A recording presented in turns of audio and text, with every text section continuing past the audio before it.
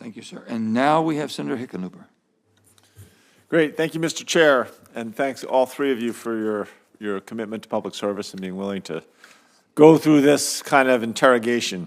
Let me start with Mr. Marudian, or Marushan. I knew a Marushan when I was younger, but it was named like Hickenlooper. I can discuss phonetics.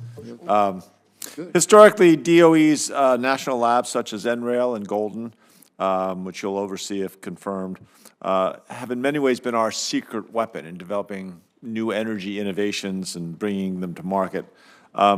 Going forward, we're going to increasingly rely on these labs to guide us to some of the energy questions with this big transition. The transition obviously is the importance of getting this mapped out and together is very, very important, whether it's transition build out to simply operating a system that's on a diverse mix of generation sources. So how do you envision using DOE labs and NRAIL in particular to help inform U.S. industry and policymakers about these questions?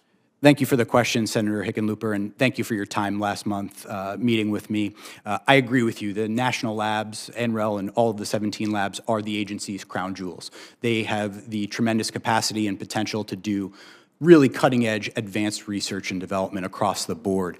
And they have a number of really solid partnerships already. I think it's critical that we expand those partnerships with industry and with consumers. And I think about, for example, the Clean Energy Cybersecurity Accelerator as a great industry partnership that's developing real-world, real-time solutions for industry. And I think about things like the Solar App, which is a technology that is consumer-facing, that helps streamline permitting processes for customers who are looking for solar.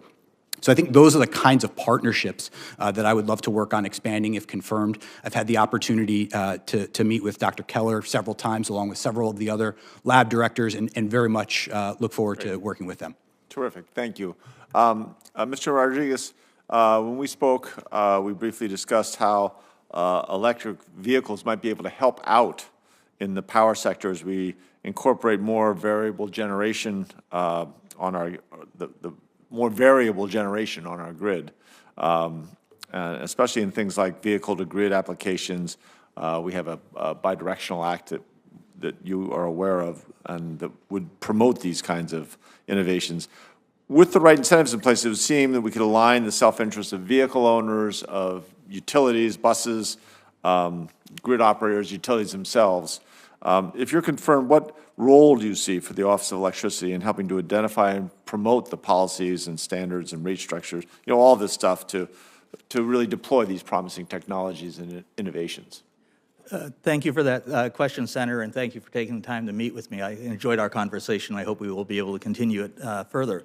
I am absolutely tremendously excited about the opportunity to take advantage of vehicle to the grid, vehicle to everything, all the grid edge resources out there. As we look around us right now, outside these windows, the resource that we have the ability to tap into as soon as we technologically just break through a couple more engineering barriers, it's grid edge resources.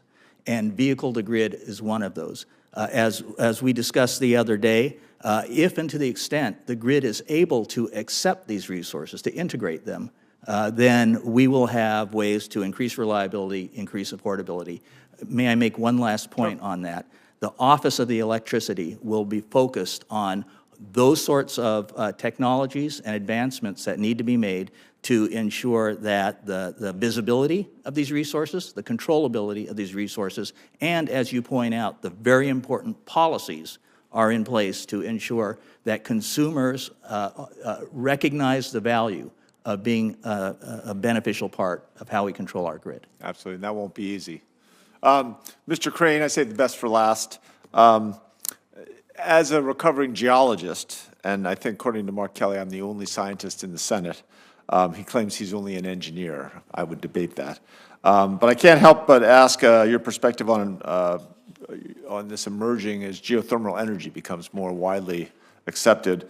I was interested to see DOE's new enhanced geothermal Earthshot department-wide initiative, which aims to achieve a 90% reduction in the cost of enhanced geothermal projects by 2035. Can you talk about the steps that you'll take, if confirmed, to commercialize promising technologies like that across DOE's agencies, perhaps using Earthshot as an example? Thank you, Senator, for the question. And while your youth was well spent becoming a scientist, mine was misspent becoming a lawyer. So when we start talking about geology, you have me out of my depth, so to speak. But I think the geothermal Earthshot and the cross-cutting nature across the part of the Department of Energy is very exciting. And the geothermal, very underutilized resource that has more baseload characteristics. And so, you know, the programs that right now it's more in the R&D side of the Department of Energy, but you know, we will support that on the demonstration deployment side wherever and whenever we can. Perfect. Couldn't ask for more. Great. Thanks you all three. It's the first time I've gotten a question to all three when we've had three people up here. So these are concise answers. This is a direction government needs to move in. That was because you were so That was succinct. because our resident scientist asked the question. I doubt that. Senator Cantwell.